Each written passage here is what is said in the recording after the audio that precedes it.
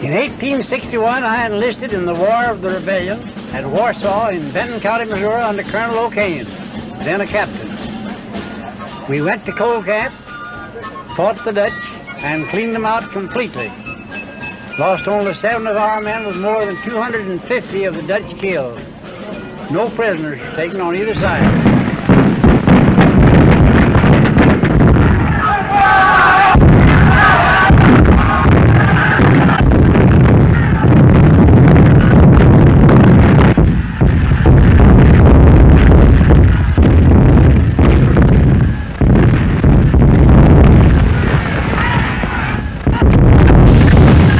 The American Civil War, as we know, started on April 12, 1861, when Confederate forces fired on Fort Sumter, a Union fort located in Charleston, South Carolina.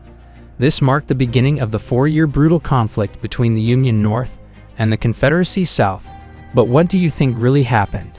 Well, most believe the factor that led to the American Civil War was mostly on the question of slavery. In 1819, the young United States of America stood at a crossroads. It had 22 states, 11 free states in the North, and 11 slave states in the South. Although it might have seemed balanced on the surface, the country's real focus wasn't on keeping that balance. For centuries, slavery had been a part of American society, but as the country expanded westward, the question of whether slavery should be allowed in newly founded states and territories became a heated debate.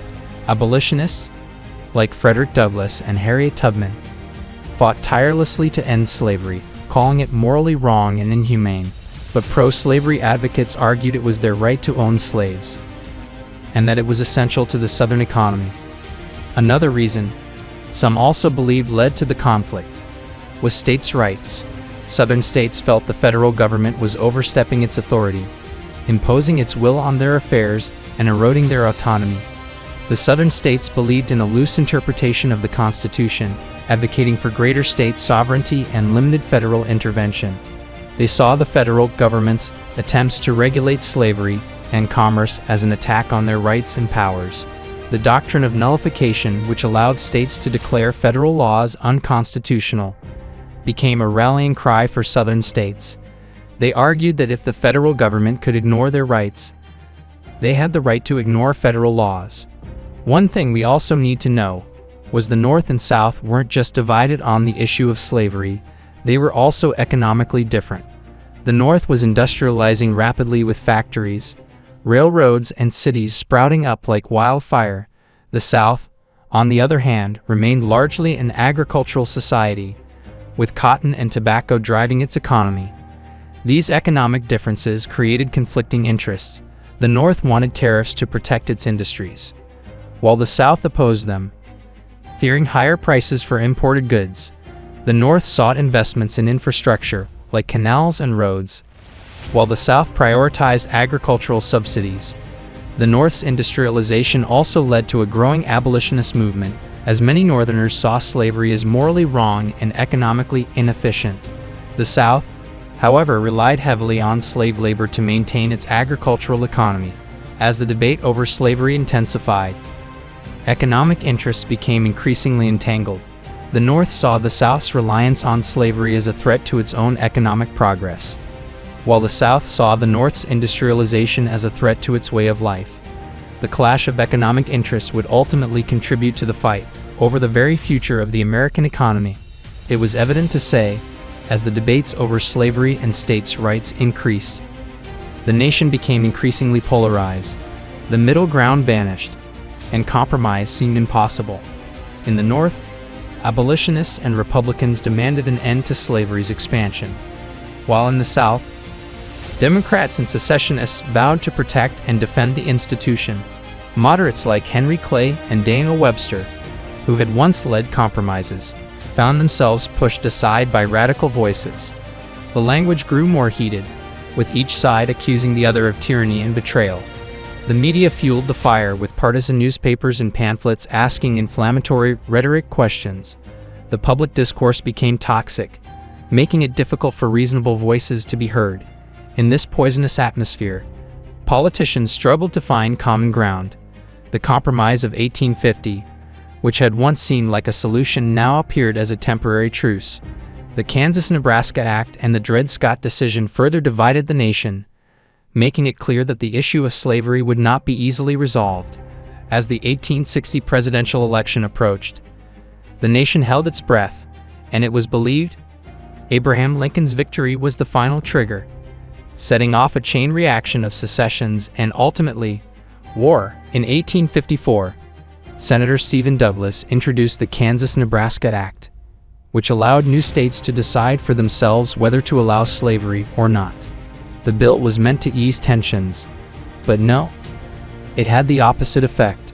Pro-slavery and anti-slavery forces descended upon Kansas, and the result was a wave of violence and intimidation as both sides clashed in a struggle that would become known as Bleeding Kansas. Pro-slavery militias, like the Border Ruffians, attacked anti-slavery settlers, while abolitionist groups, like the Jayhawkers, fought back with equal ferocity.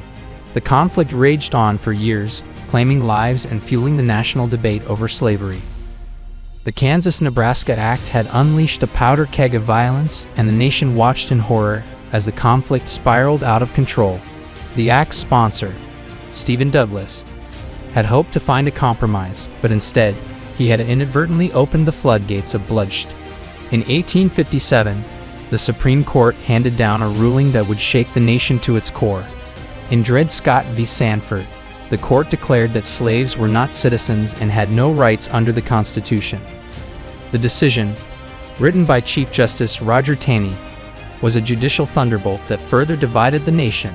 It upheld the notion that slaves were property, not people, and that Congress had no authority to regulate slavery in the territories. The ruling was a devastating blow to abolitionists and a victory for pro-slavery forces. It seemed to settle the question of slavery's legality once and for all. But in reality, it only fueled the flames of controversy. The Dred Scott decision sparked widespread outrage and protests, with many Northerners denouncing it as a travesty of justice. The decision's impact was immediate and far-reaching, galvanizing opposition to slavery and energizing the abolitionist movement. As the nation teetered on the brink of chaos, the Dred Scott decision stood as a stark reminder of the deep-seated divisions that threatened to tear the country apart. In October 1859, abolitionist John Brown led a daring raid on the Federal Armory at Harper's Ferry, Virginia, now West Virginia. Brown's goal was to spark a slave rebellion and ignite a war against slavery. With a small band of followers, Brown seized the armory, but the rebellion was quickly put down by local militiamen and U.S. Marines led by Colonel Robert E. Lee. Brown's raid was a pivotal moment in the lead-up to the Civil War. It portrayed him, a martyr for the abolitionist cause.